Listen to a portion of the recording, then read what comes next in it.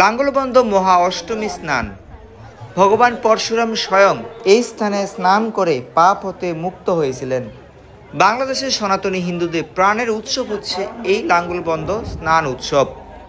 সমগ্র বাংলাদেশ হতে লক্ষ লক্ষ সনাতনী হিন্দু ছুটে আসেন একটিবার এই লাঙ্গলবন্ধে স্নান বা অবগাহন করার জন্য। পূর্ব জীবনে বা এই জন্মে মহাপাতক বা পাপ হতে মুক্তি পাওয়া যায় যদি কেউ চৈত্র মাসের শুক্লপক্ষের অষ্টমী তিথিতে লাঙ্গলবন্ধ ব্রহ্মপুত্রে স্নান করেন। এই স্নানের ফলে এমনকি ব্রহ্মার কৃপা লাভ থেকে শুরু করে ভগবানের কৃপা শেষ পর্যন্ত ব্রহ্মপদ পর্যন্ত লাভ করতে পারেন। সুপ্রিয় ভক্তবৃন্দ, বরাবরের মতো আমি সুখদাবলা দাস আছি আপনাদের সাথে। অপূর্ব এবং মাহাত্ম্যপূর্ণ একটি ভিডিওতে আপনাদের সকলকে সুস্বাগতম জানাচ্ছি। এই ভিডিওটি আপনাদের সকলের ভালো লাগবে। ভিন্ন রকম কিছু আপনারা এই ভিডিও থেকে জানতে পারবেন যা হয়তো বা এর আগে কখনোই শ্রবণ করেননি। তাই ভিডিওটি শেষ পর্যন্ত দেখতে থাকুন। লাঙ্গলবন্ধ স্নান উৎসবে অংশগ্রহণ করার জন্য আপনাকে প্রথমে রাজধানী ঢাকায় আসতে হবে। সেখান থেকে স্বদেশ কিংবা দোয়েল পরিবহনে করে আপনি খুব সহজেই পৌঁছে যেতে পারবেন লাঙ্গলবন্ধ তীর্থস্থানে। রাজধানী ঢাকা ছাড়া আপনারা যদি চট্টগ্রাম থেকে আসতে চান কিংবা কুমিল্লা থেকে আসতে চান, তাহলে যে পরিবহন কিংবা বাসে করে আসবেন, আপনারা সরাসরি লাঙ্গলবন্ধ তীর্থস্থানে বাস থেকে নেমে খুব সহজে পৌঁছে যেতে পারবেন এই বিশেষ জায়গায়। লাঙ্গলবন্ধে আসার পর আপনি এই স্থানে ব্রহ্মপুত্রের পাড়ে অনেকগুলি ঘাট দেখতে পাবেন। যে কোনো একটি ঘাটে আপনি স্নান করতে পারেন, অবগাহন করতে পারেন। তবে এই সকল ঘাটের মধ্যে রাজঘাট অত্যন্ত মাহাত্ম্যপূর্ণ। এই স্থানে সবচেয়ে ভিড় পরিলক্ষিত হয়। এই ঘাটেই সবচেয়ে বেশি সংখ্যক পুণ্যার্থী স্নান বা অবগাহন করেন। চাইলে আপনি যে কোনো ঘাটেই স্নান করতে পারেন। তো ভিডিওটি দেখতে থাকুন, এর পাশাপাশি বিশেষ এই স্থানের মাহাত্ম্য শ্রবণ করতে থাকুন। খুবই মনোযোগ সহকারে আমার কথাগুলি শ্রবণ করুন। কালিকা পুরাণ সহ বিভিন্ন শাস্ত্রে এই ব্রহ্মপুত্র নদে স্নানের মাহাত্ম্য বর্ণনা করা হয়েছে। ভগবান বিষ্ণুর একজন বিশেষ অবতার হচ্ছে পরশুরাম। ভগবান পরশুরামের পিতার নাম ছিল যমদগ্নি এবং মাতার নাম হচ্ছেন রেণুকা দেবী। যমদগ্নি ছিলেন বিশেষ একজন শক্তিশালী ঋষি, আর রেণুকা দেবী ছিলেন রাজবংশীয় কন্যা। তাদের 5 পুত্র হয়। ভগবান পরশুরাম হচ্ছেন পঞ্চম পুত্র বা সর্বকনিষ্ঠ পুত্র। মা রেণুকা দেবী রাজবংশীয় কন্যা হওয়া সত্ত্বেও অত্যন্ত নিষ্ঠার সহিত নিজেকে সংযত রেখে পতির সেবায় নিমগ্ন থাকতেন। একবার ঘটনাক্রমে মার্তিকা দেশের রাজাকে সস্ত্রীক জল বিহার করতে দেখে মাতা রেণুকা দেবী কামস্প্রিয় হয়ে পড়েন। যোগ বলে যমদগ্নি ঋষি তা জানতে পেরে অত্যন্ত ক্রোধান্বিত হন। তিনি ভাবছিলেন কি করা যায়। মূলত মাতা রেণুকা দেবী যে রাজবংশীয় রাজকন্যা ছিলেন, সেটি ভাবনায় আসার কারণে তার ইন্দ্রিয়ের এই বিচলতা বা এই অবস্থার সৃষ্টি হয় বা উদয় হয়। কিছুক্ষণ পর যমদগ্নি এক কঠোর সিদ্ধান্ত নেন। তিনি 5 পুত্রকে ডেকে এনে বলেন যে তোমাদের মাতৃদেবীকে আর রাখা যাবে না। ভগবান পরশুরামের ওই সময় মানসিক পাপকে অনেক গুরুত্ব প্রদান করা হতো। পরবর্তীতে পিতার এই আদেশ 5 পুত্রের কোনো পুত্রই পালন করতে রাজি হচ্ছিলেন না। কিছু সময় পর ভগবান পরশুরাম রাজি হন। ভগবান পরশুরামের কুঠার দ্বারা মাতা এই পৃথিবীর শেষ নিঃশ্বাস ত্যাগ করেন। এই কার্য করার জন্য ভগবান পরশুরাম অনেক অনুশোচনা শুরু করলেন। অন্যদিকে পিতার আজ্ঞা পালন না করলেও তার পাপ হতো। এরপর তিনি ভাবতে লাগলেন কিভাবে এই পাপ মোচন করবেন। পিতা যমদগ্নির পরামর্শ অনুসারে ভগবান পরশুরাম বিভিন্ন তীর্থ ভ্রমণ করতে লাগলেন। আরও একটি অবাক করা বিষয় যে তিনি যে কুঠার দ্বারা এই কার্যটি করেন, সেই কুঠারটি কোনোভাবেই তার হাত থেকে আলাদা হচ্ছিল না। তিনি কিভাবে এই অবস্থা থেকে মুক্তি লাভ করবেন কোনোভাবে বুঝতেছিলেন না। একের পর এক তীর্থে যাচ্ছিলেন এই পাপ থেকে মুক্তি লাভ করার জন্য। তারপর কোনো একভাবে তিনি ব্রহ্মপুত্র নদের মাহাত্ম্য জানতে পারলেন, যার পূর্বে নাম ছিল ব্রহ্মকুণ্ড। বর্তমানে এটি অসমের উত্তর পূর্ব দিকে মিশিমি পর্বতের অগ্রভাগে অবস্থিত। ব্রহ্মার পুত্র হিসেবে এই কুণ্ডের নাম হয় ব্রহ্মপুত্র। সুপ্রিয় ভক্তবৃন্দ, আমরা মাহাত্ম্য শ্রবণ করতে করতে যে রাজঘাটের কথা বলেছিলাম, সেই রাজঘাটের খুব নিকটে এসে এখন অবস্থান করছি। আপনারা ভিডিওর মধ্যে একটু আগেই অন্নপূর্ণা ঘাট, বিষ্ণুপ্রিয়া ঘাট দর্শন করলেন। এইভাবে হাতের ডান পাশে আপনারা এক এক করে ঘাট দর্শন করবেন। এই হচ্ছে রাজঘাট, যেখানে রাজঘাটে প্রবেশের পূর্বেই ভগবান পরশুরামের অপূর্ব বিগ্রহ প্রতিষ্ঠা করা হয়েছে। দেখতে পাচ্ছেন কি পরিমাণ ভিড় এখানে। রাজঘাটের ভিতরে কিছু দৃশ্য আপনাদেরকে দেখাতে চেষ্টা করলাম, যদিও ভিতরে ক্যামেরা অ্যালাউড না।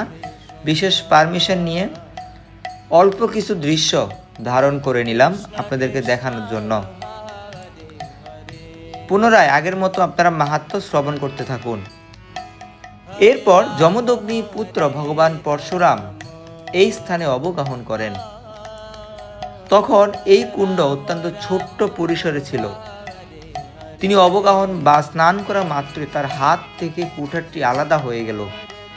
তিনি বুঝতে পারলেন যে তিনি পাপ হতে মুক্ত হলেন। ভিডিওর এই পর্বে আমরা বাসন্তী মায়ের অপূর্ব প্রতিমা দর্শন করলাম। ব্রহ্মপুত্র স্নানের আগেই হচ্ছে এই বাসন্তী পূজার তিথি শুরু হয়। আর যেদিন ব্রহ্মপুত্র স্নান উৎসব অনুষ্ঠিত হয় সেদিন থাকে বাসন্তী পূজার অষ্টমী তিথি। মা দুর্গারই আরেক রূপী হচ্ছে বাসন্তী মাতা। সুপ্রিয় ভক্তবৃন্দ, আপনারা পুনরায় মাহাত্ম্য শ্রবণ করতে থাকুন। ভগবান পরশুরাম এই স্থানে অবগাহন করার পর তিনি ভাবছেন কিভাবে এই ব্রহ্মপুত্রকে নদ আকারে হিমালয় হতে আনয়ন করা যায়, যাতে জগতের সকলেই পাপ হতে মুক্তি লাভ করতে পারে। এরপর তিনি তার কুঠারটিকে লাঙ্গলের অগ্রভাগে যুক্ত করে খনন করা শুরু করলেন। লাঙ্গল দ্বারা একটি সরু নালা সৃষ্টি করে সমতল ভূমিতে নিয়ে এলেন ব্রহ্মপুত্রকে। এইভাবে মূলত ব্রহ্মপুত্র নদ আবির্ভূত হয়। খনন করে ধীরে ধীরে তিনি চলতে থাকেন। অতঃপর ভগবান বিভিন্ন পাহাড় পর্বতকে অতিক্রম করে বাংলাদেশের নারায়ণগঞ্জের লাঙ্গলবন্দর নামক স্থানে খনন কার্য সমাপ্ত করেন। এইভাবেই এই স্থানের নাম হয় লাঙ্গলবন্দ। লাঙ্গল দ্বারা এই নদ সৃষ্টি করার কারণেই নাম হয় লাঙ্গলবন্দ। সেই সময় থেকে এই স্থান অনেক মাহাত্ম্যপূর্ণ হয়ে ওঠে। ভগবান পরশুরাম স্বয়ং এই মাহাত্ম্য নিজে জগতে প্রচার করতে লাগলেন। পরবর্তীতে প্রতিদিনই জগতের সকলেই এই নদে স্নান করে সকল পাপ হতে মুক্ত হচ্ছিলেন। ব্রহ্মপুত্র নদ দেখলেন তার নিকটেই খুব সুন্দর একটি নদী রয়েছে, যার নাম শীতলক্ষা। তখনকার সময় শীতলক্ষা ছিল চন্দ্রের মতো সুন্দর। শীতলক্ষার রূপে মোহিত হয়ে তিনি প্রবল বেগে শীতলক্ষার সাথে মিলিত হতে চাইলেন।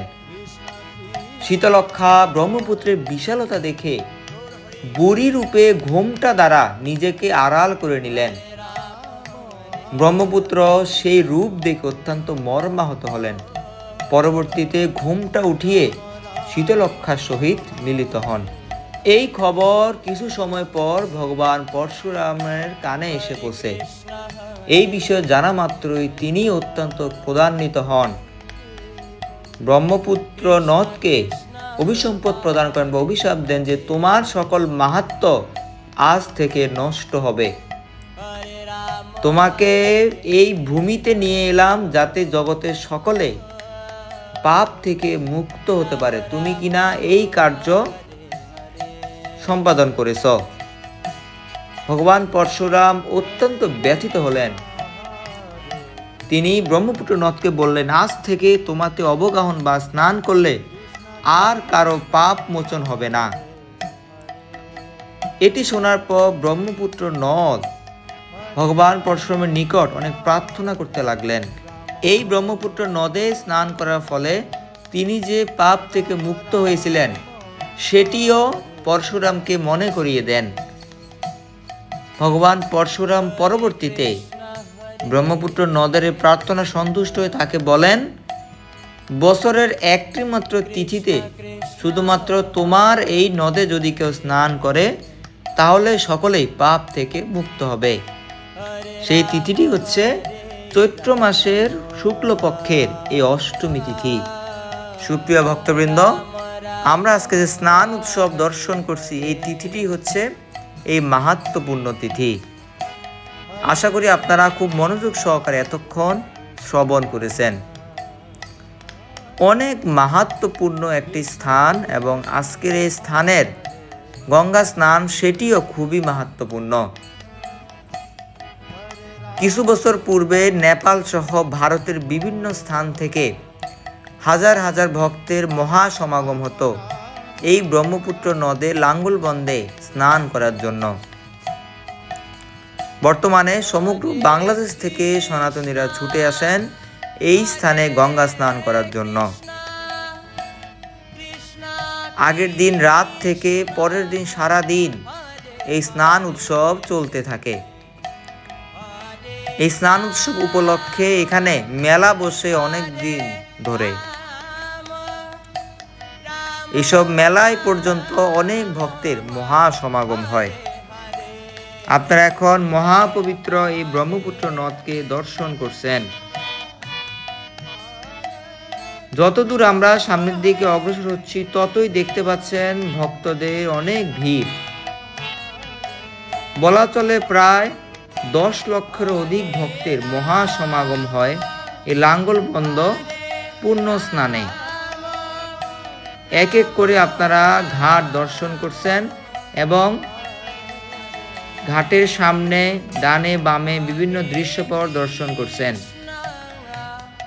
বিভিন্ন সনাতনীদের সংগঠন বিশেষ সেবা প্রদান করে থাকেন এই লাঙ্গলবন্দ স্নান উৎসবে, যাতে করে পুণ্যার্থীরা কোনো কষ্ট স্বীকার করতে না হয় এবং তারা যেন জল সেবা পান, চিকিৎসা সেবা পান, এর জন্য নিরলস পরিশ্রম করতে থাকেন বাংলাদেশে প্রশাসন। গত কয়েক বছরের চেয়ে এইবার 2025 সালে সবচেয়ে বেশি সংখ্যক পুণ্যার্থী সমাগম হয় লাঙ্গলবন্দ এই পুণ্য স্নানে। আমি অত্যন্ত আনন্দিত এই স্নান উৎসবে অংশগ্রহণ করতে পেরে।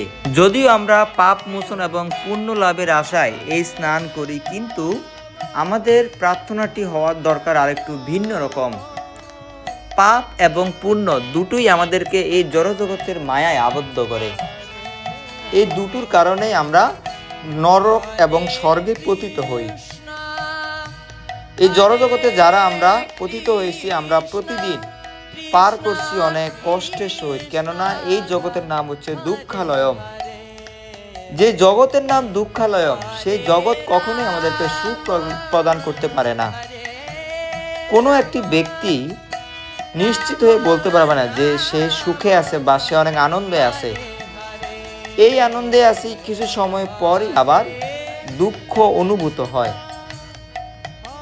প্রকৃতপক্ষে আমাদের প্রার্থনা করা উচিত কিভাবে আমরা এই দুঃখের সাগর হতে মুক্তি লাভ করতে পারবো, এই জগৎ থেকে কিভাবে মুক্তি লাভ হয়ে আমরা ভগবানের পরম পদ পরম ধাম লাভ করতে পারবো।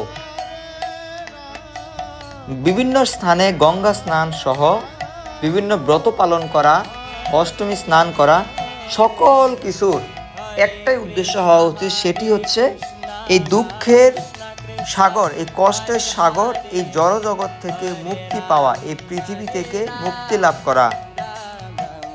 পৃথিবী নামক এই কারাগার থেকে যদি আমরা মুক্তি লাভ করি, তাতেই একমাত্র আমরা কষ্ট থেকে মুক্ত হতে পারবো, পরিত্রাণ পেতে পারবো। তো কিভাবে আমরা পরিত্রাণ পেতে পারবো? জীবের স্বরূপ হয় কৃষ্ণের নিত্য দাস। মহাপ্রভু স্বয়ং শিখিয়ে গেছেন আমরা হচ্ছে নিত্য দাস, আমরা ভগবানের দাস। যখন আমরা ভগবানের দাসত্ব স্বীকার করে আমাদের জীবনকে ভগবানের সেবায় অর্পণ করব, ভগবানের সেবা পূজায় নিজেকে নিযুক্ত করব, তখন আমরা আস্তে আস্তে করে ভক্তি লাভ করব। আর ভক্তি লাভ করার মাধ্যমে এক সময় আমরা ভগবানের পরম পদ লাভ করতে সমর্থ হব। যখনই আমরা ভগবানের পরম পদ লাভ করব, এরপরেই এই জগতের মায়া ত্যাগ করে ভগবানের অনেক কৃপা লাভ করার মাধ্যমে আমরা ভগবানের পরম পদ গোলক বৃন্দাবন লাভ করতে পারবো। সুপ্রিয় ভক্তবৃন্দ, আপনারা যারা ভিডিওটি দেখছেন, আশা করি আপনারা বুঝতে পেরেছেন আপনাদের কি প্রার্থনা করা উচিত ভগবানের নিকট। আমাদের সকলের একটি জিনিস প্রার্থনা করা উচিত, সেটি হচ্ছে, হে ভগবান, আপনি কৃপা করুন, আমাকে ভক্তি প্রদান করুন, যাতে আমি ভক্তি লাভ করার মাধ্যমে আপনার পরম পদ লাভ করে অন্তিমে আপনার পরম ধাম লাভ করতে পারি। কেননা আপনার এই পরম পদ যদি লাভ করতে না পারি, তাহলে এই মনুষ্য জীবনে বৃথা। শুধু যে মনুষ্য জীবন তাই নয়, 84 লক্ষ যোনিতে আমাদেরকে পুনরায় পরিভ্রমণ করতে হবে। জলজ, কীট আদি পশু, মৎস্য, বিভিন্ন প্রকার যোনিতে আমাদেরকে বারবার ফিরে আসতে হবে এই দুঃখ কষ্টের পৃথিবীতে।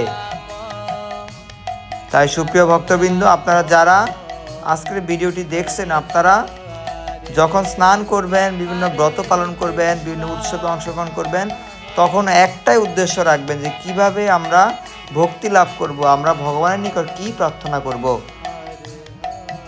রামনবমী, নৃসিংহ চতুর্দশী, জন্মাষ্টমী, রাধাষ্টমী থেকে শুরু করে রথযাত্রা সহ যেই সকল ব্রত উৎসব আমরা পালন করি, সেই সকল ব্রত উৎসবের মাহাত্ম্যে খুবই স্পষ্টভাবে বর্ণনা করা হয়ে থাকে যে সকল পাপ হতে মুক্ত হন যদি কেউ এই ব্রত পালন করেন।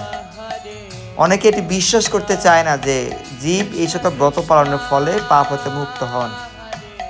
তাদের কাছে এটি কাল্পনিক বলে মনে হয়, কিন্তু মূলত এটি সত্য যে তারা পাপ হতে মুক্ত হন। কিন্তু পাপ হতে মুক্ত হয়ে কি হবে? ব্রত পালনের পরের দিন থেকে আবার তারা পুনরায় পাপ কার্য করতে শুরু করেন।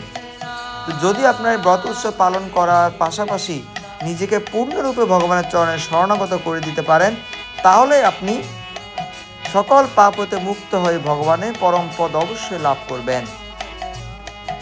সুপ্রিয় ভক্তবৃন্দ, আমরা আপনাদেরকে স্নান উৎসবটি খুব কাছ থেকে দেখানোর জন্য এই পার থেকে অন্য পারে চলে যাচ্ছি নৌকায় করে। দেখতে পাচ্ছেন হাজার হাজার ভক্ত রাজঘাটে স্নান করছেন। প্রতি বছর চৈত্র মাসে শুক্লপক্ষে অষ্টমী তিথিতে ভক্তরা এখানে আসেন শুধুমাত্র ব্রহ্মপুত্র নদে একটিবার স্নান করার জন্য। আপনারা যারা ভিডিওটি দেখছেন তারাও চেষ্টা করবেন পরবর্তীতে লাঙ্গলবন্ধ স্নানে এসে এই স্নানে অংশগ্রহণ করা। আজকের এই পবিত্র তিথিতে এই নদ দর্শন করুন, দর্শন করার মাধ্যমে আপনি স্নানের ফল লাভ করতে পারেন। তো দেখা হবে আরও একটি ভিডিওতে। ভিডিওতে কোনো ভুল ত্রুটি কৃপাপূর্বক ক্ষমা সুন্দর দৃষ্টিতে দেখবেন। আমি সুগতা বলার দাস আপনাদের নিকট হচ্ছে বিদায় নিচ্ছি। বিদায় নেওয়ার আগে একটি চিত্র আপনাদেরকে দর্শন করাই। এই চিত্র নিয়ে আমি কোনো কমেন্ট করলাম না, আমার কোনো ভাষা নেই এটি নিয়ে কমেন্ট করার জন্য। চ্যানেলটিতে নতুন হয়ে থাকলে অবশ্যই চ্যানেলটিকে সাবস্ক্রাইব করে রাখবেন, যাতে পরবর্তীতে এইরকম ভিডিও ঘরে বসে দর্শন করতে পারেন। দেখা হবে আবারও অন্য এক ভিডিওতে। হরে কৃষ্ণ। জয় ভগবান পরশুরাম, জয় ব্রহ্মপুত্র নদ।